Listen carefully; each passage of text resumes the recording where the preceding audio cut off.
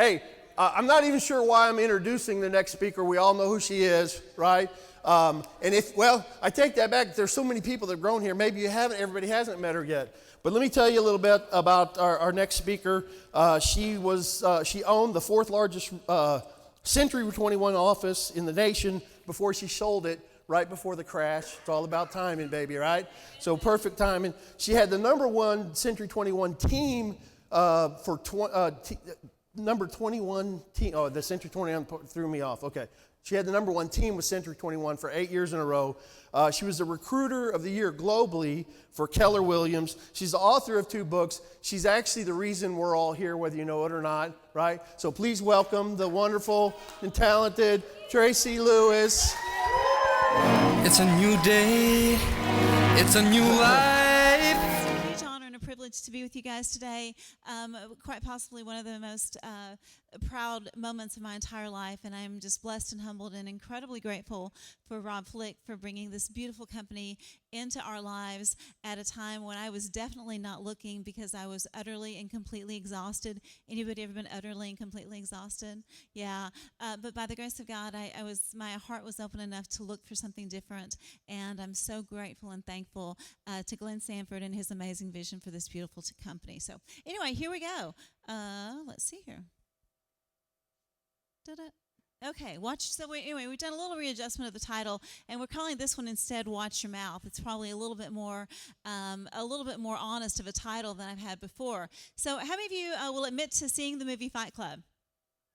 Okay, yeah, pretty okay crowd.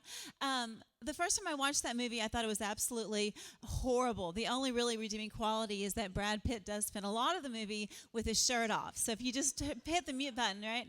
And one of my very best friends and a longtime business coach, and I did several live events with Michael Burnoff. How many of you have been on any of Michael Burnoff's calls? Yeah, he's very graciously agreed to do another call for us here in the next couple of weeks as well. But this movie came up, and I was telling him how I thought it was a terrible movie, and he said, "Traci, you weren't paying any attention at all, were you?"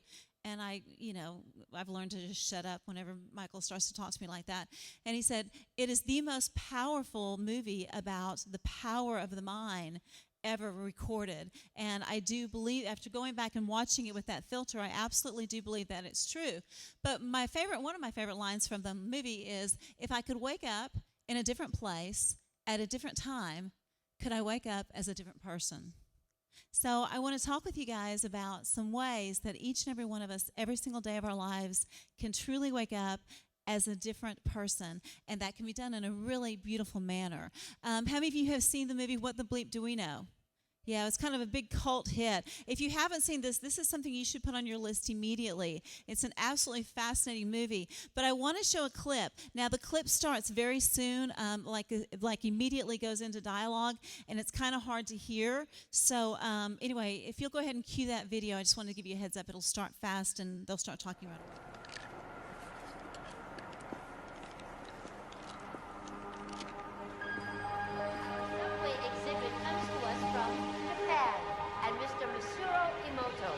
Mr. Emoto became terribly interested in the molecular structure of water and what affects it.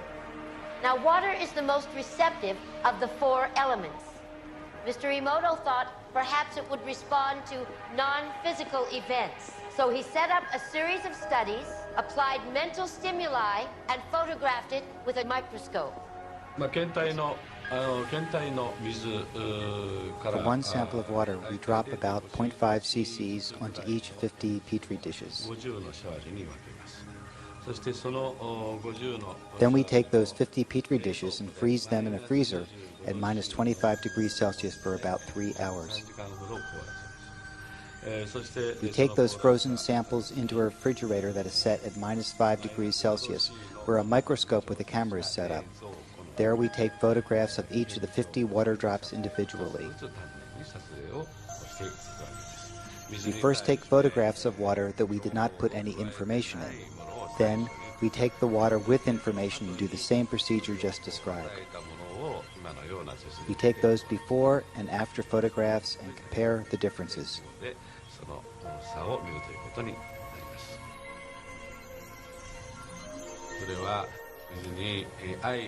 When we projected the feeling of love and thanks to water, it made the most beautiful crystal.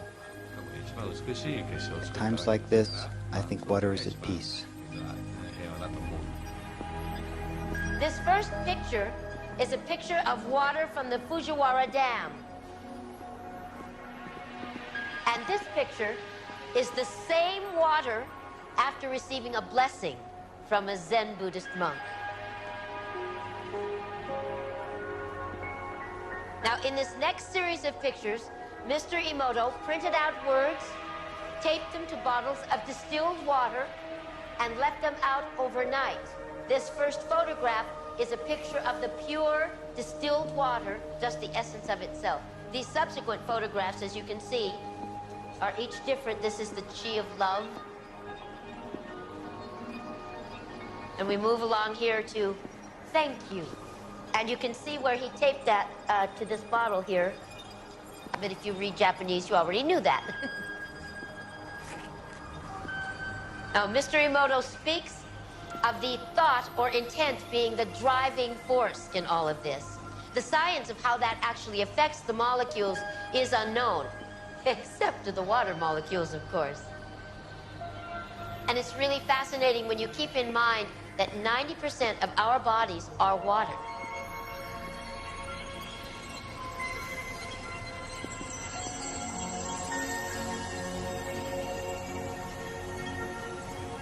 Makes you wonder, doesn't it? If thoughts can do that to water, imagine what our thoughts can do to us. Okay, so you get the basic idea. They took Petri dishes and taped a word underneath the Petri dish and put water in there and then froze the water crystals. So let's pull this up just a little bit here.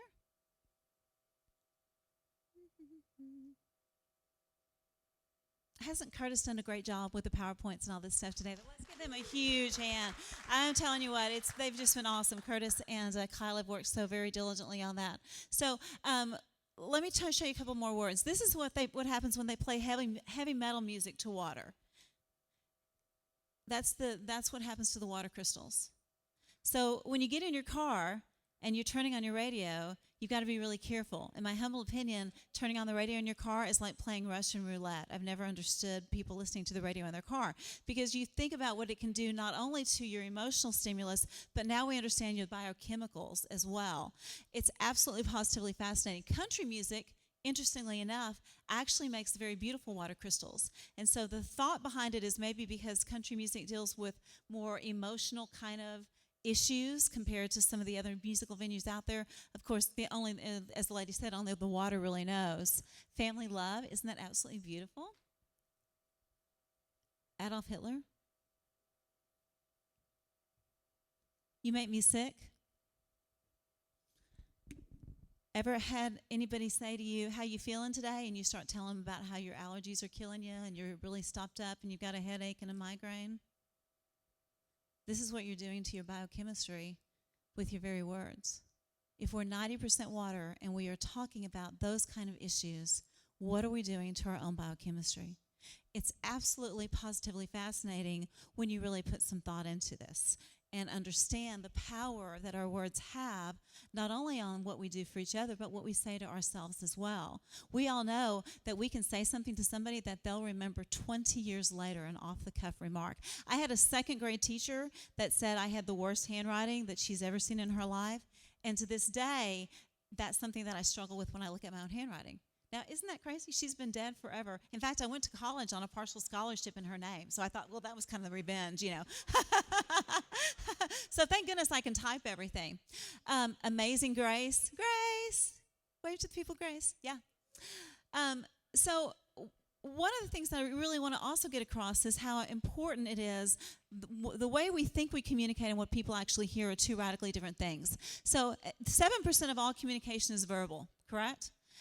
38% is vocal behavior. In other words, the way that you use your voice, the way that you use your tone of your voice. And then 55% is actually nonverbal. So I'd like to take you on a little journey, if that's okay. All right, close your eyes, please.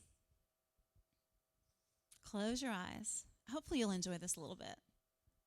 Okay, now I want you to think about the absolute sexiest, most desirable person in the whole wide world to you, whether that's somebody in your life or somebody that's not in your life at the moment. Just think about that person. And then imagine them walking up to you and looking at you face to face and saying, honey, you look good today. Now imagine that same person coming and saying into your right ear, honey, you look good today.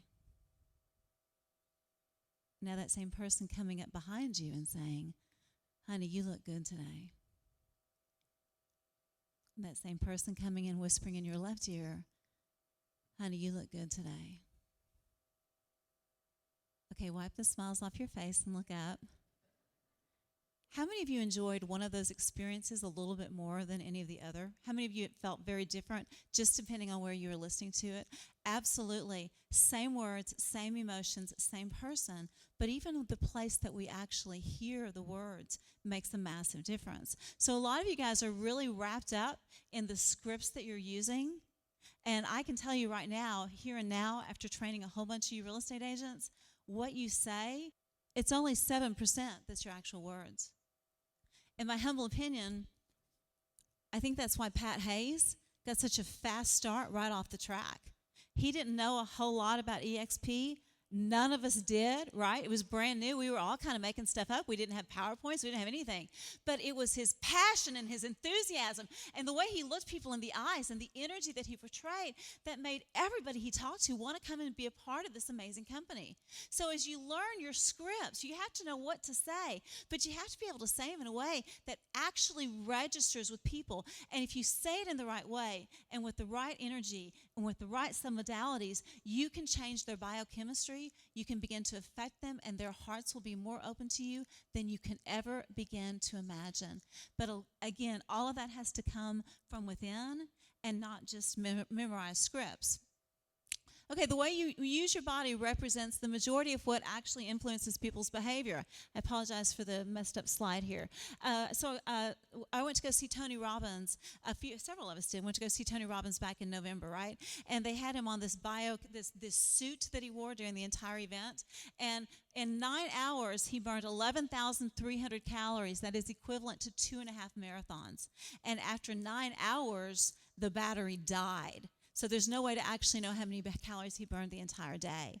If you've ever been to a Tony Robbins event, it is not just the words that he says. Can I get a hallelujah on that? No, it is the way that he uses his body and the way that he has people that are attending his events use their body. It has everything to do with the energy and the power and the passion that goes into it. It's so much more than words. You know, a lot of what Tony Robbins says he got from his mentor Jim Rohn, you know, and I mean, let's face it, there's nothing new under the sun, right? Jim Rohn got a whole bunch of it from from Think and Grow Rich, and the truth of the matter is a whole bunch of it came from the words of Christ, and even more of it came from the Tao Te Ching. I mean, it's kind of nothing new under the sun, but you package it differently with a different level of excitement and enthusiasm and passion, and every single solitary thing changes. If you want to radically affect people, you have to learn how to use your physiology in everything that you do. And let me tell you how susceptible we are to things that we've never even thought of. So there was it was called the Cold and Warm Study by Yale University.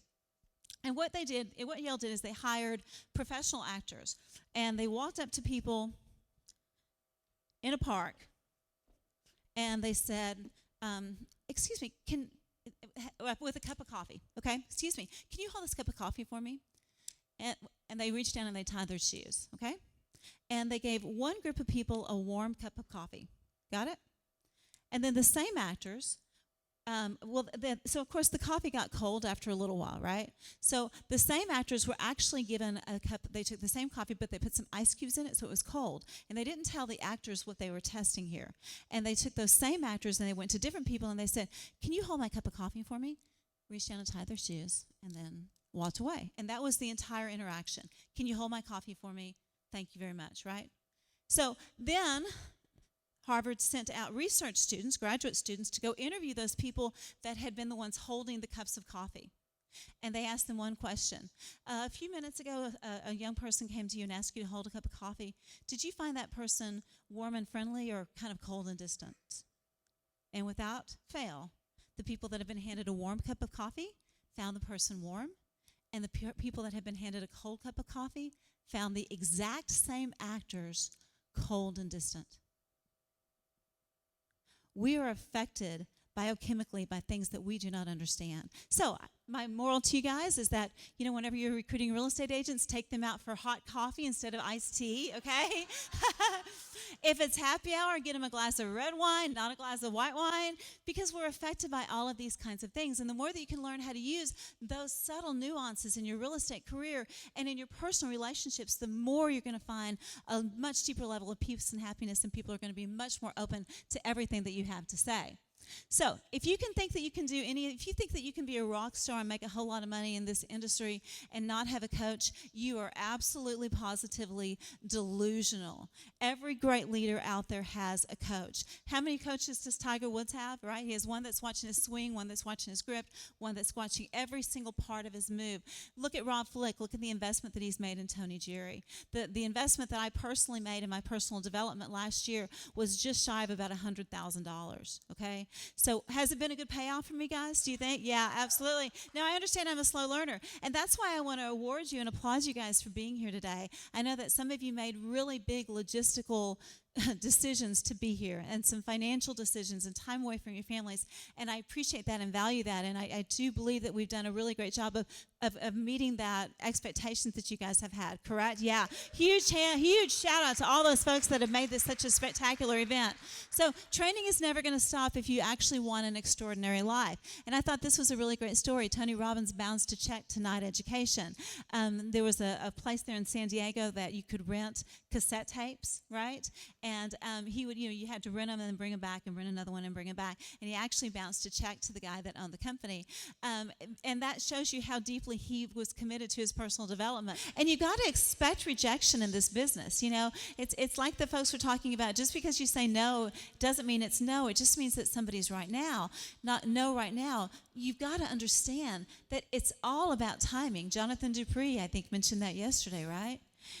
The truth of the matter is, in my humble opinion, I can't think of any compelling reason that any real estate agent would not join eXp Realty.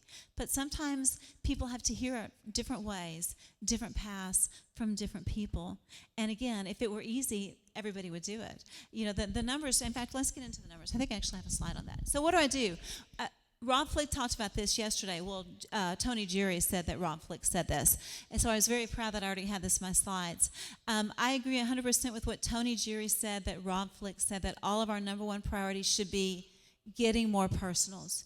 The truth of the matter is that your personals are the ones that are going to spur on your growth and encourage you and inspire you and motivate you. And you've always got to be out there looking for who's that next one person, who's that next one person. We all get busy working with our team, and that's commendable. For some of us, it just means that we're sleeping a little less than we used to. But the more that you focus on getting your own personal, productive real estate agents that are actively selling real estate, the quicker your business is going to grow. If anybody can find a shortcut to that, I'd love to hear it. But so far, of all the real estate agents in eXp I've ever talked to, it's always come down to getting new personals and getting new motivation through that. So focus on that. Ask everyone you know this one question. Who's the best real estate agent that you know in every city? You could call every single family member you have right now or send them a text message.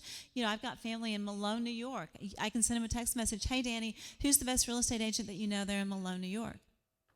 Is that an easy referral to get?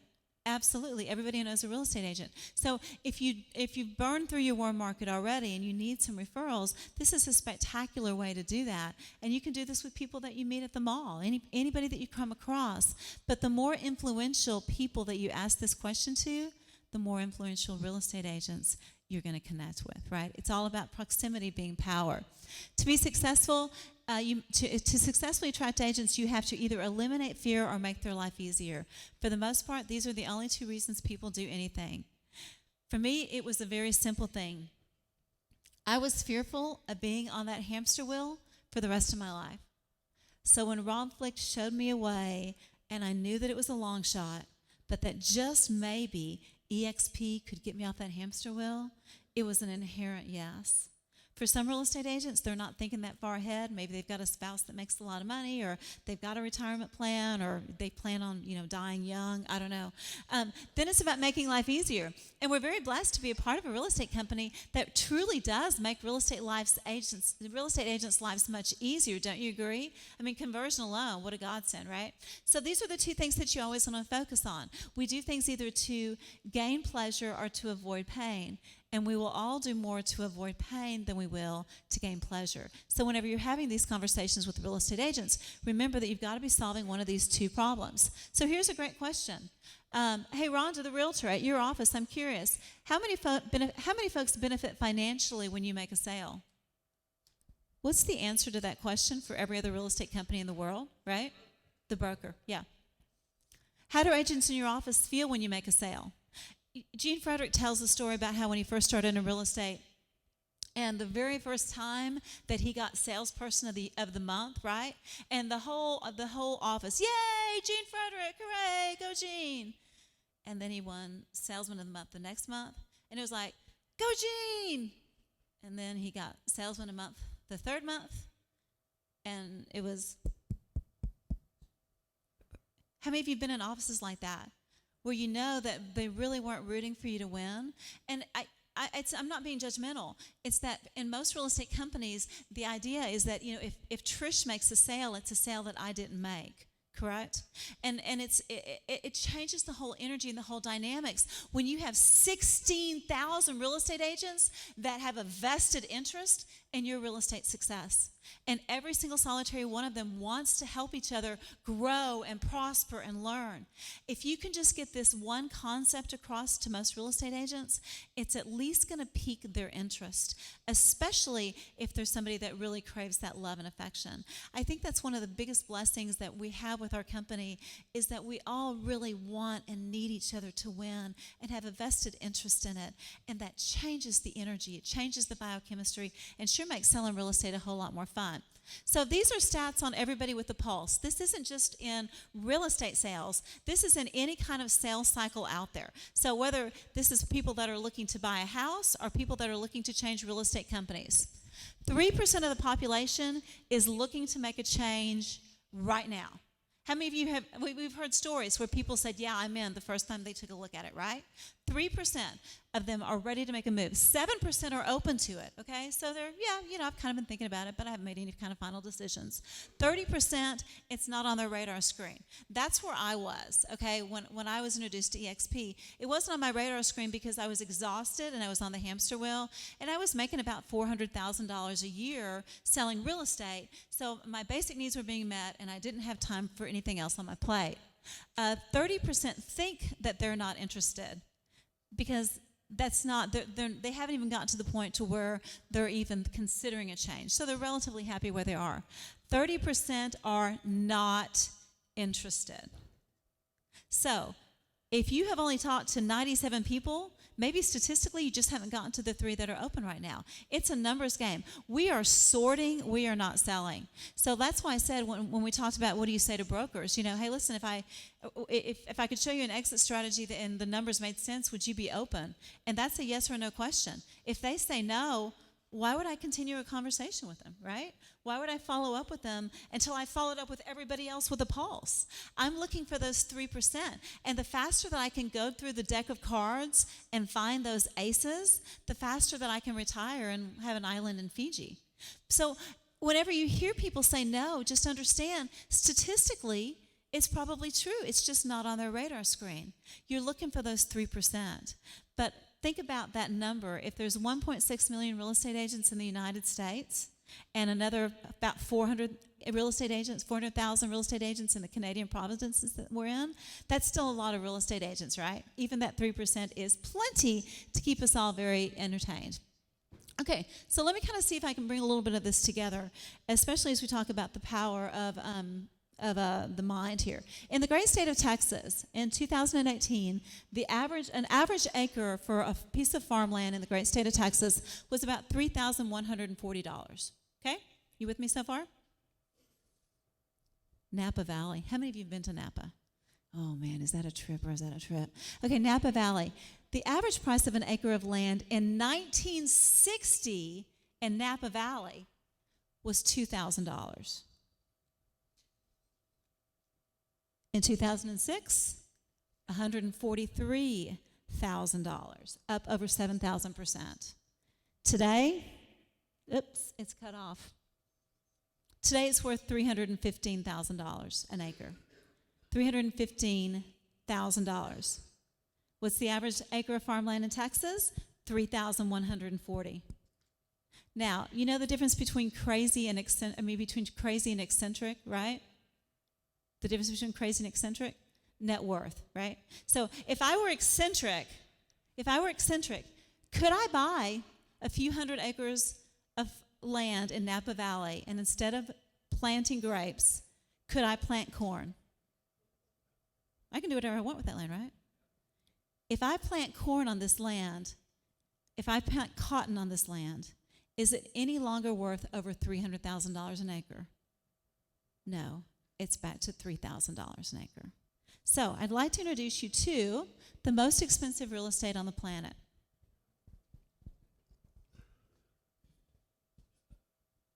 What are you planning? What are you watching before you go to bed at night? If you're watching Law and Order, Special Victims Unit, and Angel Hayes is doing a meditation on building a peaceful family, are you going to have different things going on in your brain overnight? If you get in your car and you play Russian roulette, are you going to have a different experience when you arrive to your next meeting compared to if you're listening to Think and Grow Rich, or a podcast that's done by one of our EXP leaders, or something that spiritually feeds your soul? Whatever you plant in here, you're going to get. And the difference in the people's lives that are living at the highest possible level versus the people that are struggling and sad and depressed is very simply what they are planting in their brain. And I will tell you, the more you get in tune to this, the more you're going to vibrate at a radically different energy level, and you're going to see a lot of people come into your life and a lot of people go out of your life pretty doggone quickly. That's why proximity is power. That's why it's so important to come to these kinds of events. That's why it's so important to surround yourself with people who are playing at that highest level, people that have the kind of emotional lives that you want, the kind of marriages that you want, the kind of families that you want, the kind of vacations that you want. Proximity is always going to be power because you're going to be having a different level of conversations and a different level of expectations of the people around you as well. So, living in a beautiful state. Tony Robbins at the last event, I've seen him, I think that was my 21st Tony Robbins event. But it's been, I did last year I did Business Mastery, which was $15,000. And then I did UPW, which I did a VIP package, so that was about another $2,500. So a significant investment just with Tony Robbins this past year. But at the UPW, he said that his next book is actually going to be about living in a beautiful state. And the way that he describes that is, you don't stand in the garden and go, there are no weeds, right? You stand in the garden and say, okay, I've got weeds. What's the best way to take care of the weeds without hurting the land around it? And whenever you understand that you've got to take complete and control of your emotions and make the decisions about the way that you want to live your life, you can begin to move into a beautiful state. How many of you read Man's Search for Meaning by Viktor Frankl? Oh, that's sad. Yeah, you should definitely read that book. He was a psychologist or psychiatrist and was in Auschwitz, was a concentration camp victim. And he began to see the experience every day as though while he was living the experience, he was in his mind pretending that he was lecturing to great halls of people about the horrors of the Holocaust. So it began to be his mission to experience all of this so that he could train and teach other people about what happened to make sure that it never happened again. And when he was released from the concentration camp, he was by far the healthiest person. He was in much better shape than most of the guards were at the concentration camp, even though he was on the concentration camp diet, because of the way that he was using his mind. He made the decision to live in a beautiful state. How about the movie Life is Beautiful? Anybody see that? Probably 15, 20 years old. Is that an incredible movie, or is that an incredible movie? And it's all about the exact same thing, a true story about a concentration camp. And it's all about the father made the decision to live in a beautiful state in a concentration camp so that his son would have as beautiful an experience as he possibly could in those kind of horrific things. It'll change your attitude about a whole lot of things by just watching that one movie. Okay, why should you live in a beautiful state? Well, because otherwise you'll go absolutely batshit crazy. Ooh. I'm sorry, I promised I wouldn't cuss. Otherwise, you're going to go crazy. And you're going to pollute the environment if you don't. Eckhart Tolle talks about how, if you start a business, like I did. I started my Century 21, okay? And for the first 2.5 years, I lost well over $1 million, okay? Anybody had that experience before? It's overrated, isn't it? Yes. And then about 2.5 years in, the competing Century 21 broker did something stupid and made all of the other agents mad, so they all immediately migrated over to my office. So all of a sudden, I was profitable, and I started to make some money. So you can look at it and say, well, wow, you were a failure and then you were a success. But was I really? Because I spent those first 2.5 years polluting my body and my emotions and my mind and my soul with all the worry and the stress and the anxiety that goes along with it. So is that a successful way to live? We see that all the time in our professions, right? As real estate agents, we make a whole lot of money, right? And then when we start making really good money, what happens to our marriages lots of times? What happens to our family relationships lots of times? That's exactly right.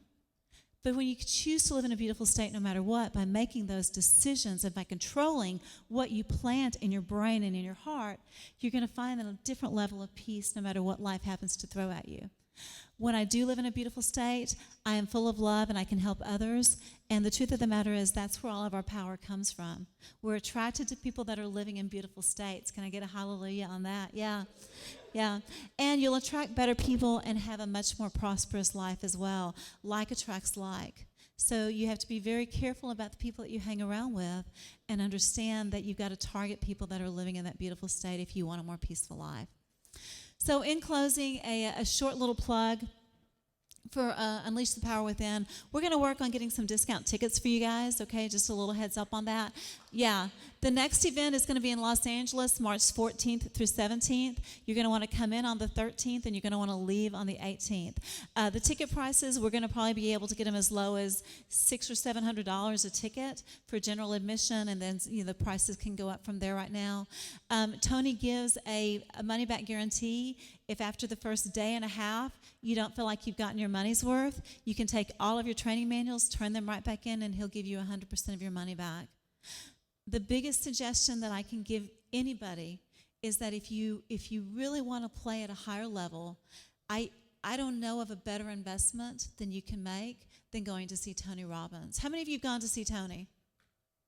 Is it, Noah, on a scale of 1 to 10, what was the experience? Say that again? 100. Do you think your life will ever be the same after that experience?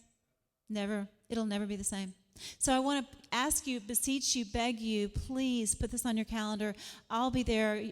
Brent go. I think, did Brent say he was going to go this year too? Is that right? Brent's going to be there. Yeah, how many of you have already made the commitment that you're going to be there as well? Yeah. Perfect. I definitely want to encourage you guys to be there. We are who we are because of our peer group and what we learn. Jim Rohn talks about how all the very best stuff in the world is on the top shelf, and the only way that you can get to that stuff on the top shelf is by standing on the books you read and the seminars that you attend. So again, I want to really tell you that I appreciate with all my heart and soul you guys being here. I love you. I'm here to serve you. And what's EXP Realty? What's up? A brochure! Thank you guys so much. Oops.